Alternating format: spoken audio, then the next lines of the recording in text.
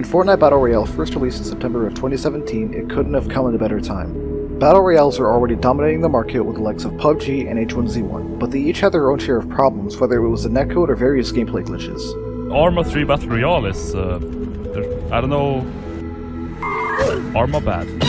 While the games themselves were fun, albeit fairly unpolished, Fortnite came in at just the right moment to show players what a good Battle Royale could look like. As a result, Epic Games developed a free-to-play, cross-platform third-person shooter with stylistic visuals that caught the eye of many gamers. Add that to the growing new generation who are eager to play on their PlayStations and Xboxes, as well as Twitch and YouTube streamers already booming with popularity, and you've got a game that's capable of reaching 20 million players in only 2 months. But what a lot of people don't know about Fortnite is that it was originally a horde shooter with the subtitle Save the World, and that the Battle Royale mode was developed in a matter of weeks. Because of this, a lot of design decisions came directly from Save the World, for better or for worse.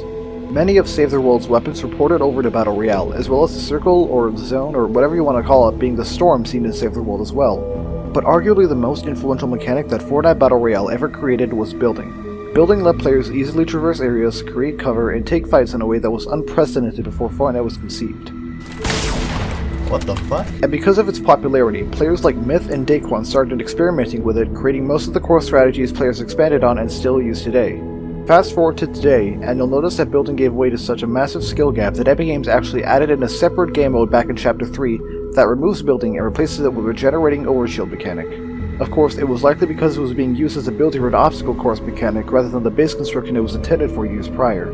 So what caused the massive shift in tone? What happened to building?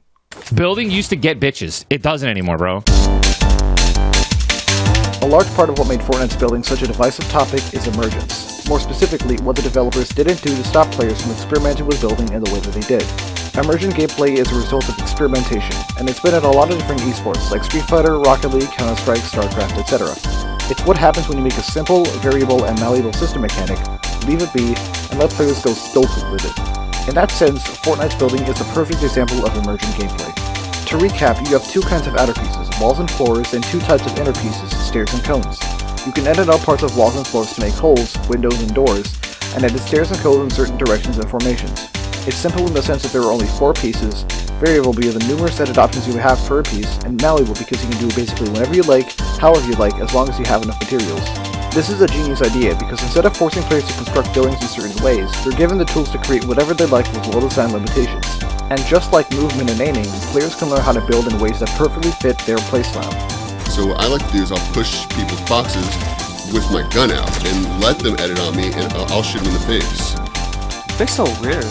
Not comfortable pushing players with ramp rushes and triple edits? Just box up and take cover. Think you can handle it? Make more connecting boxes, edit a window, a door, an angle, tunnel upward, and take high ground. Given enough game sense, players can win fights against other players without using many advanced tactics at all.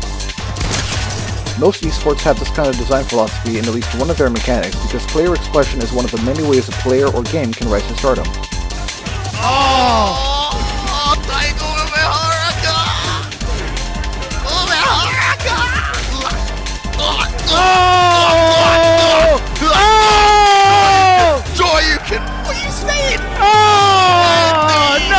One of the most engaging parts of building has to do with the player interactions and mind games that come with close quarters combat, also known as box fighting. Fuck you, kid.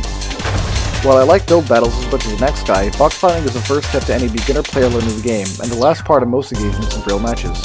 Box fighting perfectly combines the mechanical dexterity of building and editing with the mind games of close range encounters, and I've yet to see something like it in any other game, save for maybe Counter-Strike. Even though there's an inherent beauty in building, it's understandable why Epic Games felt the need to add Zero Build. The impact the game has had, even without factoring in brand deals, is enough to attract players that would rather not learn building, and that's perfectly fine. Personally, I think both modes can be fun, even if I don't enjoy Zero Build due to the history that Fortnite has, as well as skill expressed in mechanics making or breaking one of my favorite titles. Let's turn back the clock here. It's 2018. Number 15. Season 3 of Fortnite has just released.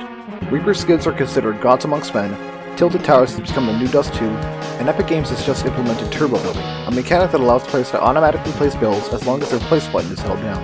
With the new Turbo mode, if you hold down the mouse button or whatever build button you have, if you hold it down and you just do a 360, it'll automatically build as you're turning. While it's been said by many casual players that this was what caused spam building and hyper-aggressive play, I think what they fail to realize is that no one enjoys clicking 10 times per second to place builds in the first place. Anyways, the introduction of turbo building was hardly the catalyst for building becoming the mechanic we know it for today. It was actually the playground mode introduced in Season 4. Playground was originally meant to be an hour-long sandbox mode for players to do whatever they like. A trailer used to show it off helped drive this idea home, featuring players making vast structures, replay cinematics, and whatever this was. 19 kills? What? You're lying. There's no way you got 19 kills. That's way more than I got. But before Playground, most players didn't have good ways to study, practice, and apply their BR skills outside of Battle Royale itself. This led to players using Playground as essentially a dedicated Tilted Towers deathmatch, as well as the occasional dedicated Humbling Middle Schoolers game mode. After Playground came Creative, a separate game mode for both Battle Royale and Save the World, which was more akin to engine kits such as Source's Hammer Editor or Unity's Unity. With Creative's potential, players began creating many different game modes such as box fighting, build battles, zone wars, realistics, edit courses, aim duels, free building, free-for-alls, etc. All of these gave players more options to learn building, as well as apply it against players of various skill levels, which is overall a great thing for the game.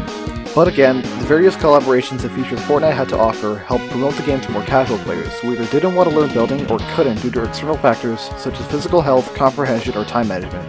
This gave Epic Games a decision to make. Do they make another game mode that dilutes the player base even further, or do they keep the game modes as is? Ultimately, Zero Build was added to the game, and with it even more players who could experience Fortnite however they like. Despite what Epic Games' intentions were, this ended up dividing the community pretty heavily, and more often than not you'll see a 50-50 split between build mode and zero build, with peak hours favoring build mode and vice versa. While I can understand the motive behind adding zero build, new core modes and games have to be created with extreme care, because otherwise you'll end up with either a split player base or no player base at all. It's the same reason Fortnite only does OG seasons every so often. If Fortnite OG was a permanent game mode, it would dilute the market and Epic Games would have to cater to the needs of not only the Battle Royale players, but Reload and OG players as well, on top of there being zero build modes for all of them. That's 6 separate modes in the game where 3 more of them consist of LEGO Worlds, Mario Kart, and Guitar Hero ripoffs.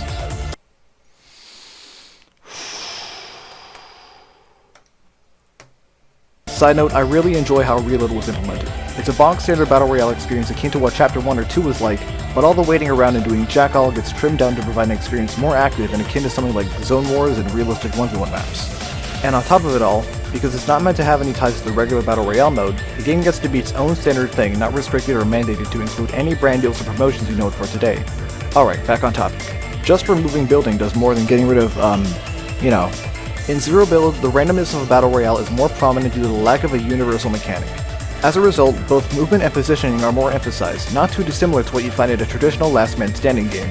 High points on the map have been toned down due to how intrinsically powerful high ground is, and with Overshield it kind of fills in the gap that building left behind, where you have a bit of protection but need to restock by not getting shot for long enough. This makes setup and play planning more important than build mode, where you basically have the equivalent of a universal parry. But that's not to say all building has been removed. Porta bunkers are items you can find around the map, and they can be reused to create temporary cover akin to a stripped down box or tarp in regular Battle Royale mode. So if you accidentally queue into either mode, you're still given a little bit of overlap, whether it be not interacting with building at all or just carrying around porta bunkers everywhere. So this is a good idea. Yeah, I think so. But which game mode is better? I don't know, you tell me. I asked a couple of my friends what their thoughts were, and this is what they had to say. The lack of mats in Zero Build makes players have to rely on actually see cover and not spam the right analog stick just to build a tower defense post. Plus, it does allow more funny stuff. It's a lot more calm/better with casual friends than a VC. Also, I'm stupid and lose track of what's going on quickly. Building is gay. I play Zero Build because I'm not a fat, ugly Oh, Jesus. At this point, we've gone over the main reasons why Zero Build was added and why it garnered as big of a player base as it has right now.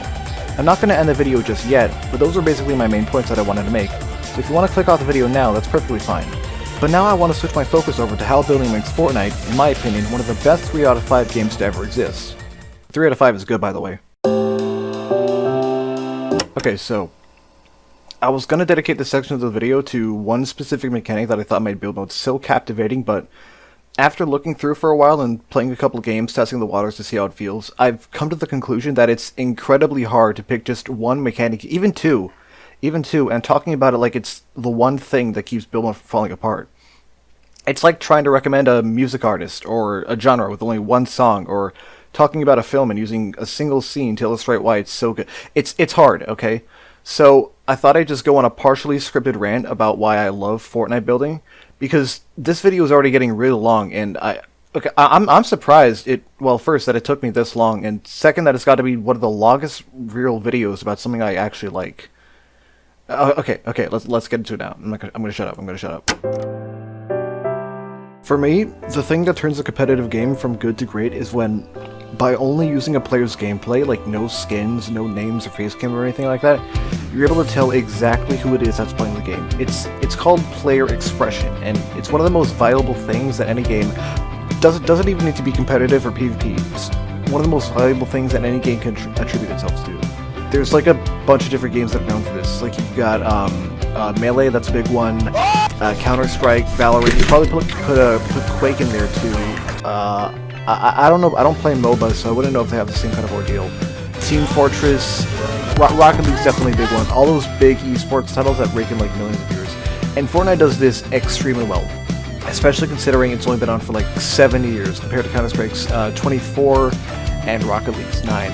I think what building does really well is give players offensive, defensive, and evasive abilities all at the same time without needing to like add anything or specifically lets them attack or defend or move around. Like you're not switching to your fighting build mode, not your building build mode, your moving build mode. You just have one set of options that cover everything you need. And even though you can trap someone inside a box or edit something out and make someone die to fall damage, you still have to like attack them or shoot them eventually. The building can't do all the work for you. It's a supplement. Like it's like whey powder. You still need to exercise and stick with your diet. In that regard, it's actually more accurate to classify Fortnite as a fighting game rather than a traditional shooter. Like you know, you've got your mechanical dexterity, your strategy, how you can bait the enemy into doing what you want. You know, you can like hit an edit resets, all that kind of stuff.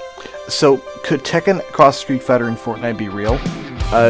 Let's not get too carried away, but it is something to think about. This was Micah Hill. Thanks for watching. I wish you the best.